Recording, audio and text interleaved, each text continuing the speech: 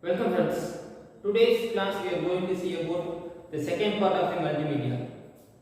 As we know that the multimedia has four important elements such as text, images, audio, video. In addition, we have simulations and animations. So today's class we are going to see about images. Images in the means we are telling simply photos. So these images is divided into two types. One is raster images, another one is vector images. Today's class we are going to see about the detail about what is raster images, what is its limitations, how can we edit raster images, what are the softwares we are needed for editing a raster image. Same thing, what are the vector images, how can we edit vector images, what are the tools we are using for editing the vector images. When you understand the images properly, then you can use what are the places we can put raster or what are the places we can put raster images. Now we are moving to the class. So today we are going to see the different type of images. As we already mentioned, there are two type of images. One is raster, another one is vector. இந்த raster image vector image தான் நம்ம எல்லா image நம்ம மல்டிமீடியாவில் use பண்ணுற image வந்து ரெண்டாக பிரிச்சிருப்போம். ஒன்று வந்து ரேஸ்டர்ம்போம், இன்னொன்று வந்து வெக்டர் அப்படி சொல்லுவோம்.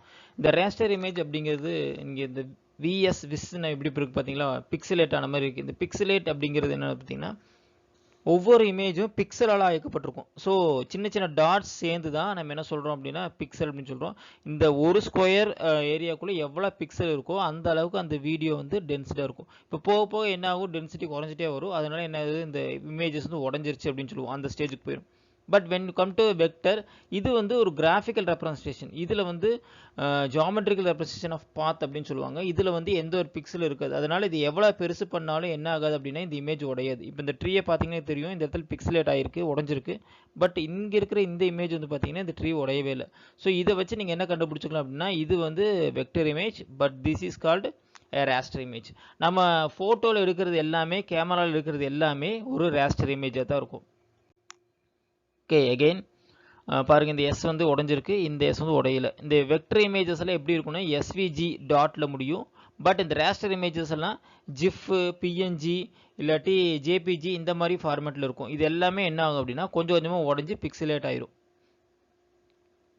ஸோ ஒரு மல்டிமீடியா ப்ரொடக்ஷனுக்கு போகும்போது ஒரு கண்டென்ட்டர் இல்லாட்டி ஒரு கிரியேட்டருக்கு வந்து ஃபஸ்ட்டு இதை தான் தெரிஞ்சுக்கணும், நம்ம எந்த மாதிரி இமேஜஸை யூஸ் பண்ண போகிறோம். இதை நான் வெக்டர் இமேஜஸ் யூஸ் பண்ணுறேன்னா ரேஸ்டர் இமேஜஸ் யூஸ் பண்ணுறேன்னா அப்படிங்கிறது. சேம் திங், எந்த இடத்துல வெக்டர் யூஸ் பண்ணணும், எந்த இடத்துல ரேஸ்டர் யூஸ் பண்ணணும் அப்படின்னு நம்ம பார்த்துக்கணும். எல்லா இடத்துலையுமே நம்ம வெக்டர் தான் பர்ஃபெக்டாக இருக்கணும், எல்லா இடத்துலையும் வெக்டர் கொண்டு போக முடியாது. ஏன்னா ஃபோட்டோகிராஃப்ஸால் வெக்டர் கிடையாது, நம்ம ஃபோட்டோகிராஃப்ஸ் யூஸ் பண்ணி ஆகணும். அப்போ எந்த இடத்துல நான் வந்து ரேஸ்டர் இமேஜ் யூஸ் பண்ணணும், சேம் திங் எந்த இடத்துல வெக்டர் யூஸ் பண்ணணும் அப்படிங்கிறத வந்து நான் கிளியர் கட்டாக அண்டர்ஸ்டாண்ட் பண்ணிக்கணும். அதை புரிஞ்சுக்கிட்டால் மட்டும்தான் நான் இமேஜஸ் வந்து ஹேண்டில் பண்ண முடியும்.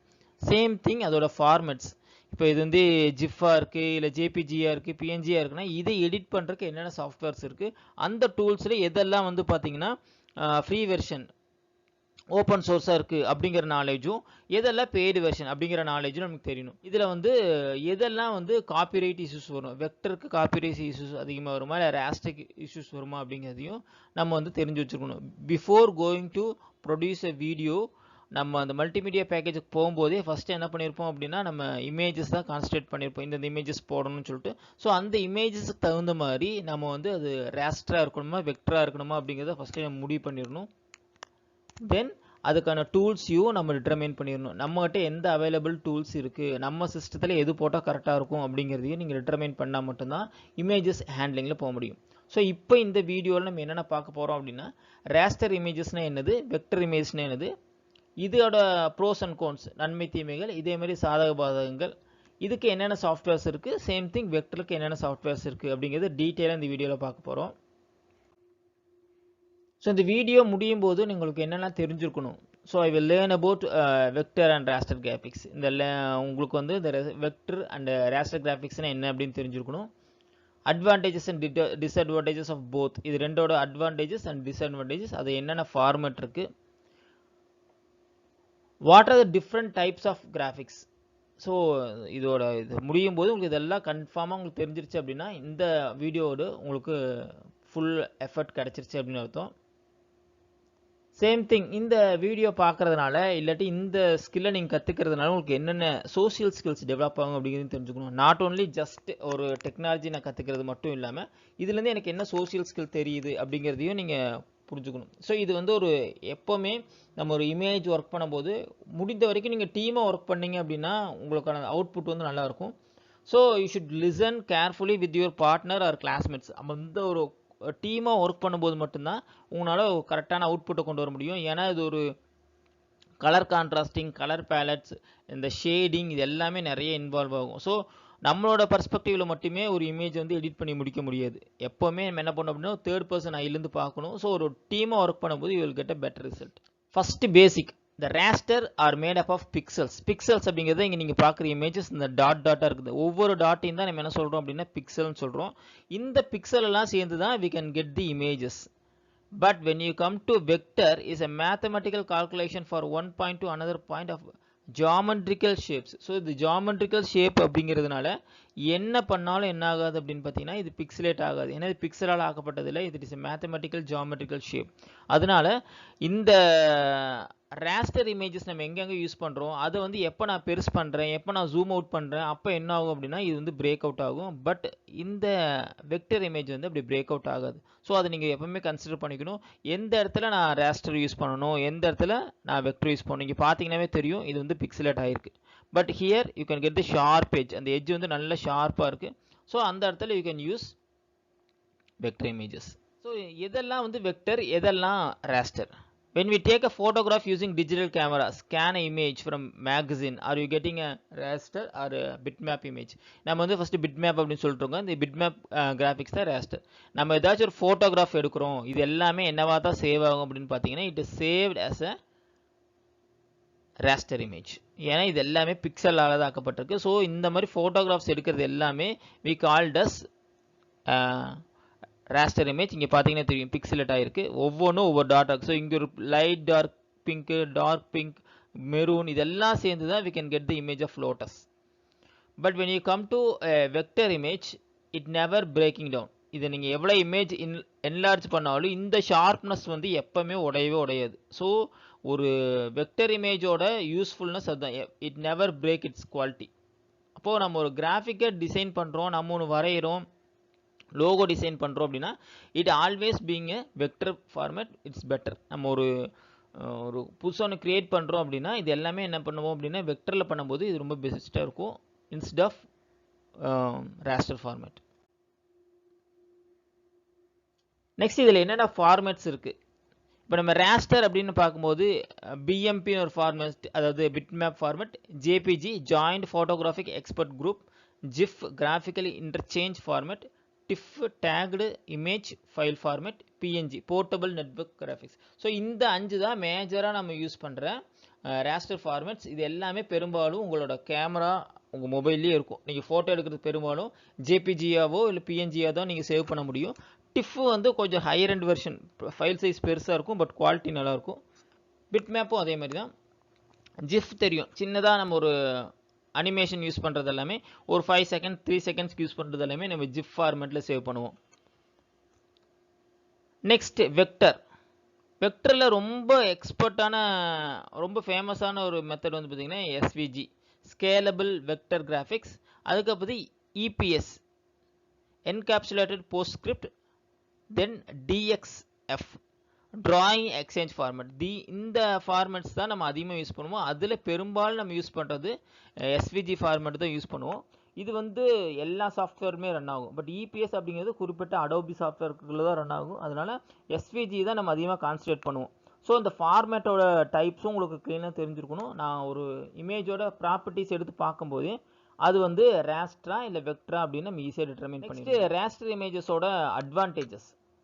ஸோ இது எல்லாமே சின்ன சின்ன ஸ்கொயர்ஸாக அரேஞ்ச் ஆகிருக்கிறதுனால என்ன பண்ண முடியும் அப்படின்னா நம்மளோட ஒரு கலர் டோனை வந்து இன்க்ரீஸ் பண்ண முடியும். ஒரு பக்கத்தில் க்ரீனுக்கு பக்கத்தில் டார்க் க்ரீன், லைட் க்ரீன் இது எல்லாமே மாற்றி மாற்றி நான் போடும்போது இந்த பிக்சல் ஜாஸ்தியாக எவ்வளோ டென்சிட்டியாக கொடுக்கணும் அந்த அளவுக்கு எனக்கு என்ன பண்ண முடியும், கலர் கான்ட்ராஸ்ட்டும் இந்த நேச்சுரல் எஃபெக்ட்டும் நம்மளால கொண்டு வர முடியும். ஸோ இதுதான் ராஸ்டரோட வெரி இம்பார்ட்டன்ட் அட்வான்டேஜ். நம்ம பார்க்குற ரியல் லைஃப்பில் எப்படி நம்ம பார்க்குறோமோ அதே மாதிரி ஒரு ஃபோட்டோகிராஃபி எடுக்கிறது காரணம் அங்கே இருக்கிற பிக்சல்ஸ் தான். ஸோ ஒரு இமேஜஸோட குவாலிட்டி எதை பொறுத்து இருக்குன்னா ஒரு ஸ்கொயர் ஏரியாக்குள்ளே எவ்வளோ பிக்சல் இருக்குது, ஸோ இந்த ஏரியாக்குள்ளே எவ்வளோ பிக்சல் இருக்குது. நம்ம சராசரியாக 1 2 3 4 5 1 2 3 4 5 6 30 இருக்குது அப்படின்னு பார்த்தீங்கன்னா, இதே இடத்துல 3000 இருந்துச்சு அப்படின்னா இந்த இமேஜோட குவாலிட்டி இன்னும் ஜாஸ்தியாக இருக்கும். இதே இந்த இடத்துல 3 லட்சம் இருந்துச்சு அப்படின்னா இந்த இமேஜோட குவாலிட்டி இன்னும் ஜாஸ்தியாக இருக்கும். ஸோ ஒரு இமேஜோட குவாலிட்டி அந்த number of pixels in particular square area, அதுதான் நம்ம மெயினாக நம்ம புரிஞ்சுக்கணும். எந்த அளவுக்கு இருக்குது அப்படிங்கிறத பொறுத்து இட் வில் பி வேரி, இந்த குவாலிட்டி வந்து வேரி ஆகும். தென் டிஸ்அட்வான்டேஜஸ், இது வந்து நீங்களே பார்த்துருப்பீங்க. இதை வந்து என்ன பண்ண முடியாது, ஸ்கேல் ஆஃப் பண்ண முடியாது. இது அப்படியே பெருசு பண்ணோம் என்ன ஆகுனா இது உடஞ்சி போயிடும். ஸ்கேல் அப் பண்ணுறதுக்கு இப்போ நிறைய ஏஐ டூல்ஸ் வந்துருச்சு, பட் இருந்தாலும் ஒரிஜினலாக ஸ்கேல் ஆஃப் பண்ணோம் அப்படின்னா கண்டிப்பாக இது பிரேக் டவுன் ஆகும்.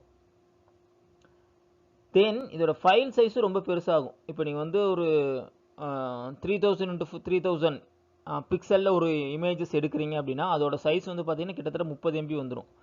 அப்போ என்ன ஆகும், நம்ம ஒரு வாட்ஸ்அப்பில் அந்த இமேஜ் அனுப்பும்போது கண்டிப்பாக அதுவே ஸ்கேல் டவுன் பண்ணிவிட்டு 10 KB இல்லை 100 KBயில் அனுப்பும். அப்போது அந்த வாட்ஸ்அப் இமேஜ் எடுத்து நம்ம மறுபடியும் பெருசு பண்ணி அதே 30 MB கொண்டு வர முடியுமா அப்படின்னு பார்த்தீங்கன்னா கொண்டு வர முடியாது. ஸோ அதனால் எப்போவுமே இந்த ஸ்கேல் அப் ஸ்கேல் டவுன் வந்து ரொம்ப பெரிய இஷ்யூவாக இருக்கும்.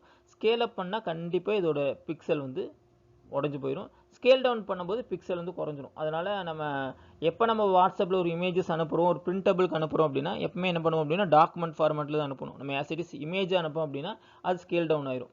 நான் பார்க்க போகிறது வெக்டர் இமேஜஸ். இதோட அட்வான்டேஜஸ் என்ன அப்படின்னு பார்த்தீங்கன்னா can be scale up without losing the quality. So இந்த ஸ்டாரை வந்து நான் இவ்வளோ பெருசாக பண்ணாலுமே என்ன ஆகாது, இதோட குவாலிட்டி வந்து உடையாது. என்கிட்ட இந்த இமேஜ் தான் ஒரிஜினல் இருக்குது, பட் இது என்ன பண்ண முடியும் அப்படின்னா I can make it this much big, it never break up. So இது எல்லாமே எங்கே யூஸ் ஆகும், நம்ம ஒரு ஃப்ளெக்ஸ் போடுறோம், ஒரு பெரிய பிரிண்டபிள் ஃபார்மேட்டுக்கு போகிறோம் அப்படின்னா அந்த மாதிரி இடத்துக்கு நம்ம இது கொண்டு போகும்போது தான் பெனிஃபிட்டாக இருக்கும். பெரும்பாலான லோகோக்கள் வந்து பார்த்திங்கன்னா உங்களுக்கு வெக்டர் ஃபார்மேட்டில் தான் இருக்கும். பிகாஸ் அது எந்த சைஸில் நம்ம பெருசு பண்ணி பிரிண்ட் போனாலும் என்ன ஆகக்கூடாது, பிக்சலேட் ஆகக்கூடாது அப்படிங்க. Then same thing file is very small. இது பிக்சல் இல்லாமல் வெறும் ஜாமெட்ரிக்கல் ஷேப் அப்படிங்கிறதுனால இதோட சைஸ் வந்து ரொம்ப கம்மியாக தான் இருக்கும். ஒரு 6 KB 7 KBக்குள்ளேயே நம்ம பெரிய ஃபைல்ஸ் வந்து கொண்டு போயிட முடியும். பெரும்பாலும் இது எங்கே யூஸ் பண்ணுவோம் அப்படின்னு பார்த்தீங்கன்னா ஒரு லோகோ டிசைன் பண்ணுறதுக்கு, எந்த இடத்துல பிரிண்ட் பண்ண போகிறோம் அப்படிங்கும்போது நம்ம we are using this vector format. So நான் ஒரு லோகோ டிசைன் பண்ணுறேன், என்னோட ஒரு கூல் ட்ரிங்க்ஸ் வருது, கூல் ட்ரிங்க்ஸ் பின்னாடி ரேப்பர் வருது, அந்த டிசைன்ஸு டிஷர்ட் டிசைன்ஸு இதெல்லாம் பெரும்பாலும் என்னவா தான் இருக்கும் அப்படின்னு பார்த்தீங்கன்னா உங்களுக்கு வெக்டராக தான் இருக்கும். இதில் என்ன டிஸ்அட்வான்டேஜஸ் அப்படின்னா இது ஒரிஜினல் ஃபோட்டோ ஃபார்மேட் மாதிரி இருக்காது. இதுதான் ரேஸ்டர் இமேஜ். இதை நான் வெக்டராக கன்வெர்ட் பண்ண முடியும். கன்வெர்ட் பண்ணால் இந்த இமேஜ் இப்படி ஆயிரும். இது என்ன பண்ணாலும் ஸ்கேல் அப் பண்ணாலும் அப்படியே குவாலிட்டி உடையாது. பட் இந்த ஃபினிஷிங், இந்த நம்ம நேச்சுரல் ஐயில் பார்க்குற ஃபினிஷிங் வந்து இந்த இடத்துல கிடைக்கவே கிடைக்காது. ஸோ ஒரு ஃபோட்டோ லைக் எலிமெண்ட்டை வந்து நம்ம வெக்டராக கன்வெர்ட் பண்ணோம் அப்படின்னா அது கண்டிப்பாக நல்லா இருக்காது. இது வந்து பார்த்தீங்கன்னா தெரியும். இப்போ இது வந்து ரேஸ்டர் இமேஜ், இது பிரிண்ட் போட போது கொஞ்சம் உடையும். பட் இந்த இடத்துல இது உடையவே உடையாது. அப்போது இதுக்கான அட்வான்டேஜஸ் டிஸ்அட்வான்டேஜஸ் வெக்டருக்கு இருக்கிற மாதிரி ரேஸ்டருக்கும் இருக்குது. அப்போ எந்த இடத்துல எதை பயன்படுத்தணும் அப்படிங்கிறது வந்து ஒரு கிரியேட்டர் தான் முடிவு பண்ணும். ஸோ இப்போ பாருங்கள், இது வந்து ஒரு டாக், இது வந்து இந்த மேலே இருக்கிறது வந்து பார்த்திங்கன்னா வெக்டர் இமேஜ், கீழே இருக்கிறது ரேஸ்டர் இமேஜ். ஸோ நம்ம சின்னதாக பார்க்கும்போது உங்களுக்கு தெரியும் என்னது இது வந்து எது நல்லா இருக்குது அப்படின்னு பார்த்தீங்கன்னா இது குவாலிட்டியில் நல்லாயிருக்கு, பட் இது நேச்சுரலாக இருக்குது. ஸோ இந்த மாதிரி சுச்சுவேஷனுக்கு I am always moving to the raster image. But சில சமயங்களில் பிரிண்டபிளுக்கு போகும்போது நம்ம இதை வந்து வெக்டராக கூட கன்வெர்ட் பண்ணிக்கலாம். But it never look the anime format. ஒரு ஒரிஜினல் ஃபார்மேட்டில் இருக்கிறது ஒரு அனிமேஷன் மாதிரி ஒரு லுக்கு தான் நமக்கு கிடைக்கும். நல்லா காமன் ஃபார்மேட்ஸ் இதை மட்டும் நான் உங்களுக்கு சொல்லிடுறேன். இந்த இடத்துல இருக்கிறது எல்லாமே வந்து பார்த்திங்கன்னா வெக்டரோடது. Same thing, these are called from raster images. So இந்த வீடியோ பார்த்துட்டு இருக்கிற நீங்கள் என்ன பண்ணணும் அப்படின்னா write the abbreviation of EPS. இதோட அப்ரிவேஷன்ஸை வந்து கீழே நீங்கள் கமெண்ட் பண்ணணும் with your name and register number. Write the graphics types, do EPS belongs to or it is raster or vector. இந்த EPS அப்படிங்கிற ஃபார்மேட் வந்து raster vector அப்படின்னு சொல்லுங்கள். Explain the usage of EPS file. இது எதுக்கு use ஆகுது அப்படிங்கிறதையும் மறக்காமல் கீழே கமெண்ட் பண்ணுங்கள். நெக்ஸ்ட் வீடியோவில் ஆடியோ எப்படி ஹேண்டில் பண்ணுறது அப்படிங்கிறத பார்ப்போம். மறக்காமல் கமெண்ட்